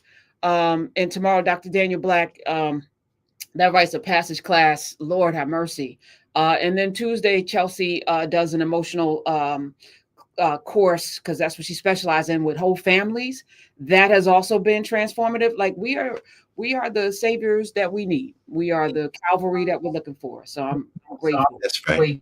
That's absolutely right. I mean, Mario Medinetra and Brother Akil, we're going to talk to Akil on the radio, I think, as you did before with math. We got everything we need. It's what you always said, Prof. I did want to mention, while you talking, man, it reminds me, one of the brothers who raised a lot of money with the Atlanta alumni chapter at Howard. My sister Karen Shropshire, who's here, he made transition a week ago. Mark Holland, Baba Mark, his wake is Friday the 7th in Atlanta, Greenwood Missionary Baptist Church. No, I'm tripping. I know better than that. He lived in Atlanta, but he's from Tuskegee. In fact, I saw him in Tuskegee. We were there for homecoming a couple of years ago. Friday, November the 7th at Greenwood Missionary Baptist Church in Tuskegee, 5 p.m. And the celebration of life is a week from today at 11 a.m. in the Tuskegee University Chapel. I wanted to mention Mark and ring this bell for him not because he's the only person who made transition. We didn't talk today. I think we'll talk a little bit. We talked a little bit on the radio about a couple of people that passed, made transition. Anthony Jackson, the great bass player, his licking for the love of money. Everybody knows that. That's Anthony Jackson. He was like the greatest. He kind of comes in the wake of Jim Jimerson from Motown. So he made transition. And of course, Jack DeJohnette, the great drummer who was with everybody, Miles Davis, him and Herbie Hancock were like this. Herbie Hancock played in the wake of DeJohnette's passing a piece that he and Jack DeJohnette wrote together. Herbie Hancock did it by himself and left spaces for DeJohnette's drums. Oh, come on back, Prof. I'm done. I just wanted to mention that. But Mark, I wanted to mention because that name won't be as familiar as Jack DeJohnette or even Anthony Jackson. But they raised a lot of money for young people to go to school, book scholarships every year. He was the leader of the team who would bring the buses from Atlanta to come for the trip that they always come to in April. But I wanted to mention that because Mark was is an everyman, meaning we're all like that. But I just wanted to say that. So thank you, Prof. Love you. Love you too. All right. Bye-bye. Bye, y'all. Have a wonderful rest of your weekend.